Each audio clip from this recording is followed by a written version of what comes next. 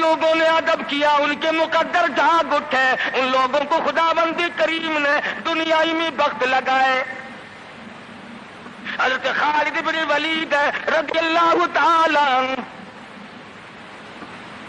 اطلاع دی گئی، خبر ملی کہ عیسائی سردار عیسائی بادشاہ 1.5 لاکھ کے قریب فوج لے کر مسلمانوں پہ حملہ کرنے کے لیے آیا ہے۔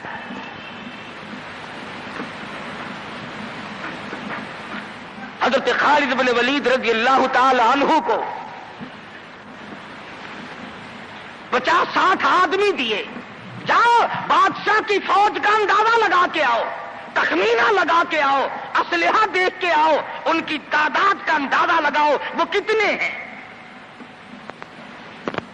حضرت خالد بن ولید رضی اللہ تعالی عنہ چند صحابہ کرام کو ساتھ لے کر کے پہنچے۔ عیسائی بادشاہ کو پتہ چلا، اس نے حضرت خالد بن ولید رضی اللہ تعالی عنہ کو بلایا اور کہنے لگا کہ دیکھو جنگ اچھی چیز نہیں ہے، ہم سے صلح کر لو، ہم سے صلح کر لو۔ حضرت خالد فرمانے لگے صلح میں دیر کیا ہے، قول لا الہ الا اللہ محمد الرسول اللہ صلی اللہ علیہ وسلم، کلمہ پڑھ، مسلمان بن جا، میرا بھائی بن جا، جنت کا حقدار بن جا، میرے نبی کا غلام بن جا، اللہ کی توحید کا ماننے والا بن جا، ابھی تمام باتوں میں صلح ہو جائے گی۔ وہ کہنے لگا بڑا جلدی کلمہ پڑھا ہے، جیسے میں اکیلا بیٹھا ہوں، تو نے میری فوج دیکھی ہے؟ 1.5-2 لاکھ فوج لے کے آیا ہوں، کھا جائے گی میری فوج تمہیں۔ کلمے پڑھا رہا ہے۔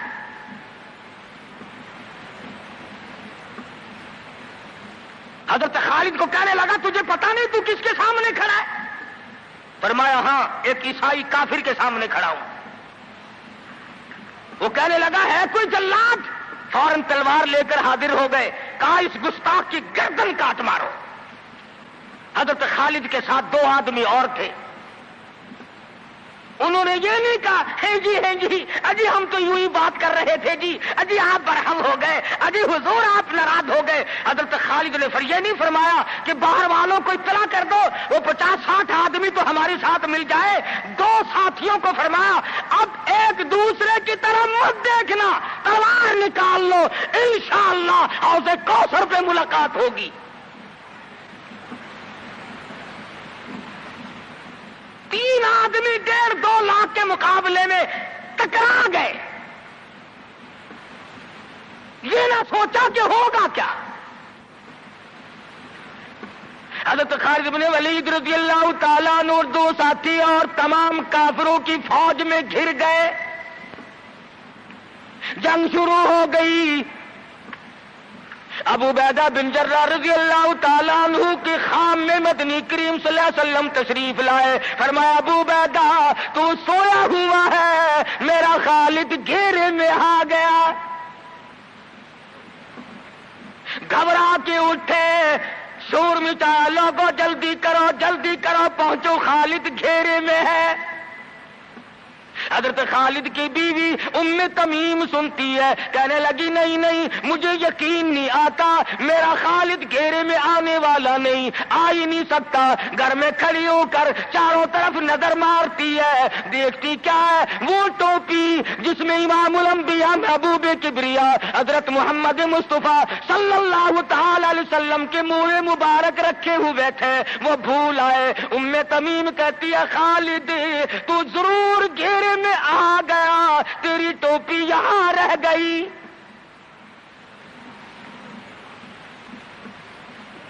ام تمیم نے ٹوپی لے کر کے شور نہیں مچایا، کپڑے نہیں پھاڑے، چہرہ نہیں نوچا، ابو عبیدہ کے پاس نہیں آئی، بغل میں ٹوپی دبائی، برقع اوڑھا، گھوڑے پہ سوار ہوئی، تلوار لے کر گھوڑے کو سرپٹ چھوڑ دیا۔ صحابہ دیکھ رہے تھے، ارے یہ کون ہے؟ یہ کوئی جاسوس معلوم ہوتا ہے، اسے پکڑو۔ صحابہ نے گھوڑے دوڑائے، گھیرے میں لے لیا، پوچھا برقع پوش تو کون ہے؟ کہنے لگی نہ چھیڑو، خالد کی بیوی ام تمیم ہوں۔ تو تو کہاں چلی ہے؟ کہنے لگی میرا خالد گھیرے میں آ گیا، ٹوپی گھر پہ بھول گیا، وہ پہنچانے چلی ہوں، ہمیں دے دے ہم پہنچا دیں گے، تو عورت ذات ہے۔ کہنے لگی خالد کی جو قدر میں جانوں تم نہیں جانتے، جان دے دوں گی مگر ٹوپی کسی کو نہ دوں گی۔ نکل پڑی، آ کے دیکھا تلواریں چل رہی ہیں، گاجر مولی کی طرح آدمی کٹ رہے ہیں، حضرت خالد بن ولید بیچ میں ہے، ام تمیم نے تلوار نکال کر چلانی شروع کر دی، گاجر کی طرح لوگوں کو کاٹ مارا۔ خود حضرت خالد کہتے ہیں او میرے ساتھیوں، اس نوجوان کو پہچانو، اس برقع پوش کو پہچانو، اس نقاب پوش کو پہچانو، یہ کون ہے؟ جب سامنے گئی نقاب اٹھا کے کہنے لگی خالد تیری بیوی ام تمیم ہوں، یہ ٹوپی بھول آئے ہو، پہنچانے آئی ہوں۔ اور کراچی کے مسلمانوں تم نے کبھی سوچا نہیں خالد کے سر پہ نبی کی ٹوپی نہیں، جس میں نبی کے بال رکھے ہوئے تھے، وہ گھیرے میں آ گئے۔ آج تیرے پاس قرآن نہیں، تو گھیرے میں ہے۔ وہ ٹوپی گھر پہ بھول آیا تھا، تو قرآن کو مسجد میں قید کر کے آیا، آج تو کفر کے لرزے میں پھنسا ہوا ہے، تو گھیرے میں ہے، تجھے کوئی نہیں نکال سکتا اللہ کے قرآن کے سوا۔ تم کتنی عسکری طاقت بڑھاؤ، تم تعداد بڑھا لو، تم چھوٹے بڑے زور لگاؤ، کتنی تم کوشش کرو، خدا کی قسم جب تک تم اللہ کا قرآن لے کر کے نہیں بیٹھتے اس وقت تک تمہارا گھیرا نہیں ٹوٹ سکتا۔ تم نے اللہ کے قرآن کو مسجد میں قید کر دیا۔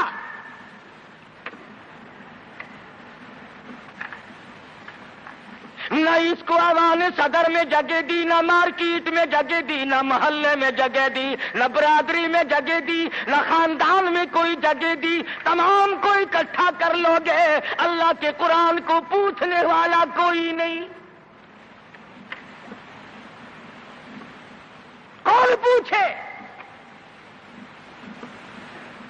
حضرت خالد تو صرف ٹوپی بھول کر آئے تھے، ہم نے قرآن ہی بھلا دیا، نبی کی سیرت کا آئینہ بھلا دیا۔ خدا کی قسم نبی نے امانت تمہارے سپرد کی ہے، میدان حشر برپا ہوگا اور اللہ کا پیغمبر کھڑا ہو کر تم سے مطالبہ کرے گا، لاؤ میری امانت کہاں ہے؟ کچھ لوگ کہیں گے اور جی ہم تو عشق کی وجہ سے ایسا کر بیٹھتے ہیں، محبت میں ہمیں پتہ ہی نہیں چلا قرآن کہاں رہ گیا، محبت میں ہمیں پتہ ہی نہیں چلا قرآن رہ کہاں گیا۔ اور تجھے کیسی محبت ہے، تجھے کیسا عشق ہے کہ تجھے آج تک پتہ نہیں چلا۔ عشق تو صحابہ کرام کو تھا۔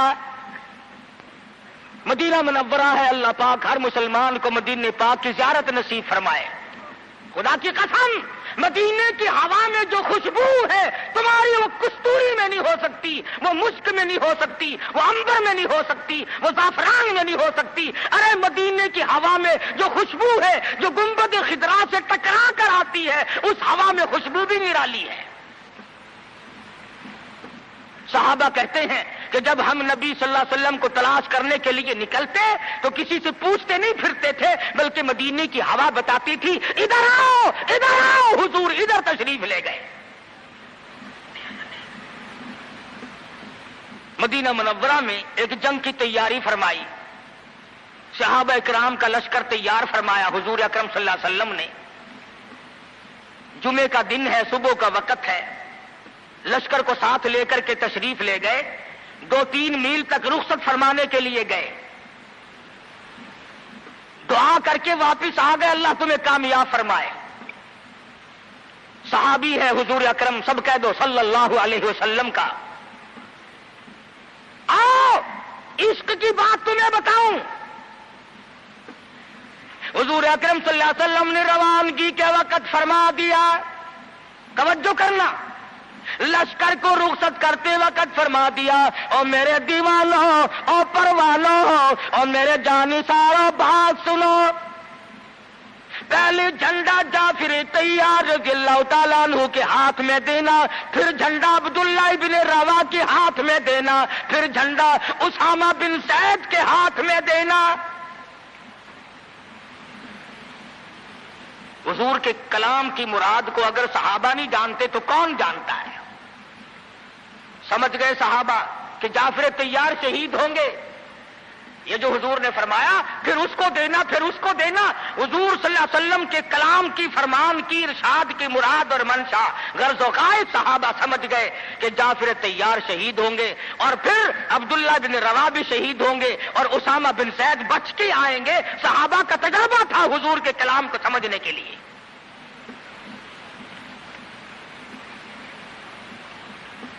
عبداللہ ابن روا رضی اللہ تعالی عنہ نے سوچا کہ تسلی تو میری ہو گئی کہ میں شہید ہوں گا، اس جنگ میں واپس نہیں آؤں گا، مگر چلو جمعے کا دن ہے، سواری میری بڑی تیز ہے، میں آخری جمعہ سرکار دو عالم صلی اللہ علیہ وسلم کے پیچھے کیوں نہ پڑھوں اور جمعہ پڑھ کے جاؤں گا، ایک مرتبہ اور اپنے آقا کا دیدار کروں گا۔ واپس مدینے میں آئے، گھر نہ گئے، بیوی بچوں میں نہ گئے، باغ و بہار میں نہ گئے، فصل باڑی میں نہیں گئے، لوگوں میں نہیں گئے، سیدھے مسجد نبوی میں تشریف لائے۔ جمعے کی نماز کے بعد مدنی کریم صلی اللہ علیہ وسلم سے سلام کیا۔ حضور نے فرمایا عبداللہ میں نے تو تجھے صبح رخصت کیا تھا لشکر کے ساتھ، تجھے صبح روانہ کر دیا تھا، تو چلا گیا تھا فوج کے ساتھ۔ عرض کیا یا رسول اللہ میرے ماں باپ قربان ہو جائیں، آپ کے فرمان سے میں نے یہ اندازہ لگایا کہ میں شہید ہو جاؤں گا، میرا یہ آخری جنگ ہے، یہ آخری جہاد ہے۔ میرے دل میں ایک بات آئی، آج جمعے کا دن ہے، اپنے آقا کے پیچھے جمعہ بھی پڑھوں، آخری جمعہ پڑھوں اور آخری دیدار کر کے جاؤں۔ اب تھوڑے سے مجھے آپ بول کے بتائیں عبداللہ ابن رواح کا یہ عشق ہے کہ نہیں؟ کوئی ڈر کی بات نہیں، کوئی خوف کی بات نہیں، بیوی بچوں کی محبت نے نہیں کھینچا، باغوں کو دیکھنے نہیں گیا، بچوں سے ملاقات کے لیے نہیں گیا۔ ارے حضور کا عشق ہے، کہتا آخری جمعہ، آخری دیدار، آخری ملاقات۔ اور عرض کیا میرے آقا میں اپنے ساتھیوں کو جا ملوں گا، میری سواری بڑی تیز ہے۔ امام الانبیاء محبوب کبریا حضرت محمد مصطفیٰ صلی اللہ علیہ وسلم کا چہرے انور سرخ ہو گیا۔ فرمایا عبداللہ تو ساتھیوں کو نہیں مل سکتا، نہیں مل سکتا، جب تیرے ساتھی جنت میں جائیں گے 500 سال بعد میں بہشت میں جا سکے گا۔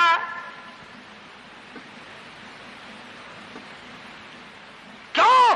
اس لیے چاہے تم عشق کے تحت آئے، محبت کی وجہ سے آئے، جذبے کی وجہ سے آئے، جمعے کے لیے آئے، میرے دیدار کے لیے آئے، میری ملاقات کے لیے آئے، جب میں نے رخصت کر دیا تھا میرے حکم میں تاخیر کیوں کی؟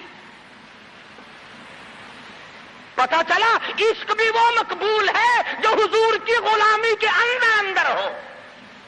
غلامی سے باہر جو عشق ہے وہ عشق نہیں، وہ فریب ہے، وہ دجل ہے۔ آج آپ دیکھ لیں، نام دیکھو، شکل دیکھو، نام ہوگا عاشق رسول اور شکل دیکھو تو خدا کی قسم بالکل ایسا معلوم ہوگا جیسے اندرا کا بھتیجا ہو۔